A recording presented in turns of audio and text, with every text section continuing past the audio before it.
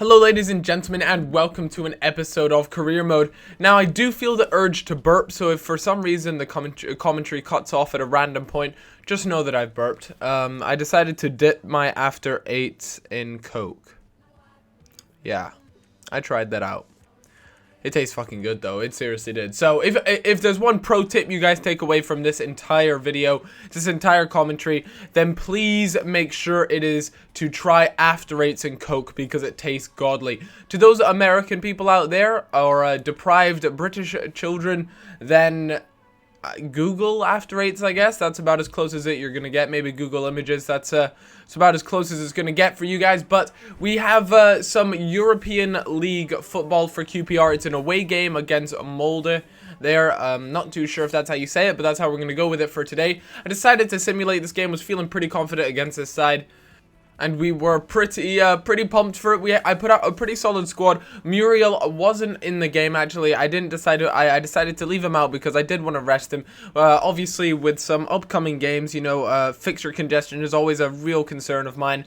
And with that in mind, I decided just to bench, just to bench him and bring in Insigne, who I might add is a fantastic replacement. But we do win there, not very convincingly, but a 2-1 win away from home will do me just fine. And it was actually Pogba who got the winning goal, which is good to see. Pogba's a really good player. He's quite big, but I do find that his ball control can lack quite a bit, but he does play some fantastic balls. So you know, Pogba's a good player, but like I said, with a lot of these players, really is the case that I'd like to see them go on and just do better, just really improve as players, because I do feel as though, you know, I could go out right now and buy a bunch of superstars, but at the end of the day, it's nice to see players develop and grow, and that's kind of the fun of fun of career mode for me, is just to really develop these players, see where I can get them to. And for once I actually decided to show the skill game beforehand, but I have no idea why, because it was completely pointless. But I did manage to get it into the top left there like a boss.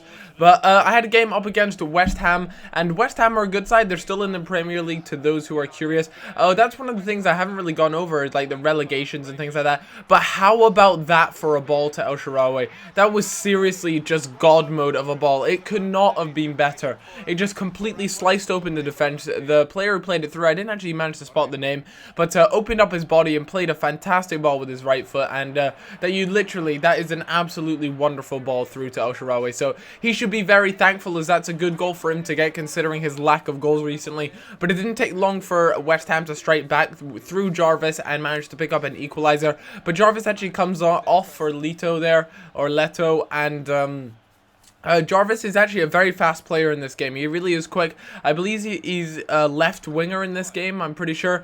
But Muriel makes some good space there and leaves Hoylett wide open. And that's a really strong shot from Hoylett. You can even see the dip at the end of the shot if you want to go back to it. It just shows the power at which it was struck at. But some really, really unfortunate events happened there. And I didn't manage to get the goal straight off the bat. As you guys can see, it was kind of knocked around. And just felt a lot like FIFA BS, which, by the way, is nothing unusual, and there's no complaints there. It's come to be expected these days. But a good header leads straight into a really nice counter-attack out wide to Fellaini, and Fellaini is just an animal, and he is going to bury that past the keeper as he takes on one of the defenders and also manages to slot it past the keeper. But it ended 3-1 there, a good result at West Ham, and Everton smashed and bitch slapped Fulham all over the place with a 4-0 victory over them. And as you guys can see, both Junior Hoylett and El Shaarawy should be very happy with that, because like I said, a goal at last for El Shaarawy, and Hoylett is having a fantastic time at the moment. He's in good form,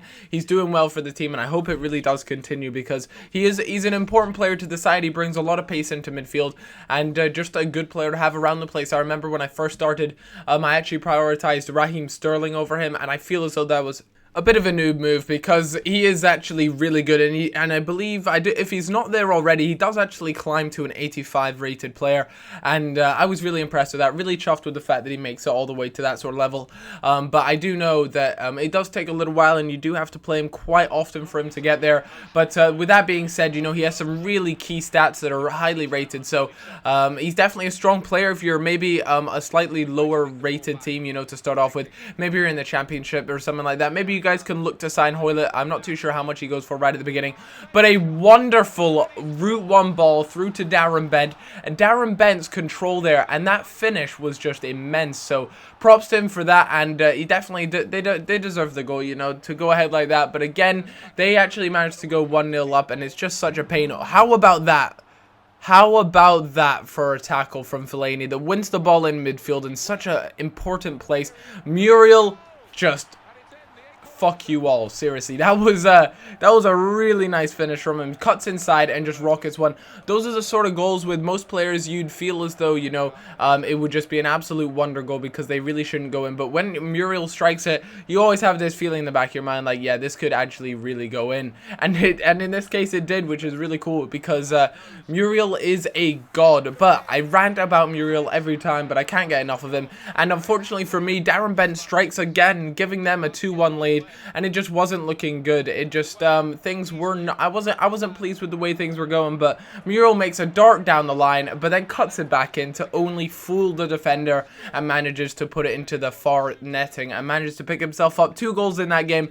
A good performance from the entire team, but unfortunately we couldn't come away with a win as much as I would have liked to. But you know, we are challenging for that 4th place spot, so as long as that's secure, I'm not really too fussed. But we had a game up against Bordeaux. Bordeaux are a good League 1 French side, and I was actually very nervous coming up against them. They looked lethal, and although I have a lot of faith in my team, Bordeaux are one of the sides that I actually fear quite a bit. They've got some class players in their team, and I actually get really lucky there. Right in the 6th minute, Danilo makes a fantastic push up towards the striker. You know, he was really up in their box, which is quite unusual for, you know, right or left back to be all the way up in the box. But with that being said, Danilo is very much an attacking fullback. So, that being said, you know, he got himself a goal I was very happy with, but it didn't take long for Bordeaux just to come and smack me senseless, as they actually get 2 goals really quickly. And again, a penalty was led on, and they already were 1 goal ahead. This is the last thing I needed. And a Rebniak there,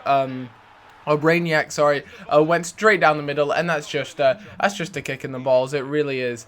So, you know, I really do appreciate the fact that, you know, penalties can be given when you least want them, but they just went on and just smacked me 4-1. I mean, that is a good beating, but hopefully, you know, there's always 2 legs to these sort of things. It is the European Cup, so with that being said, I do look forward to going back to Bordeaux and hopefully giving them the sausage. Or maybe was that was my last leg. I think I may have already played them, I'm not sure, but anyways, they gave me the sausage. They gave me the Willy Willy sausage, and that'll do for today's episode, guys. I hope you all enjoyed it. If you did, then leaving a like is so much appreciated. You guys know that the support you guys give me on the career mode videos is out of this world, so a big thanks for you to you guys for that, and I'll catch you all later. Bye bye.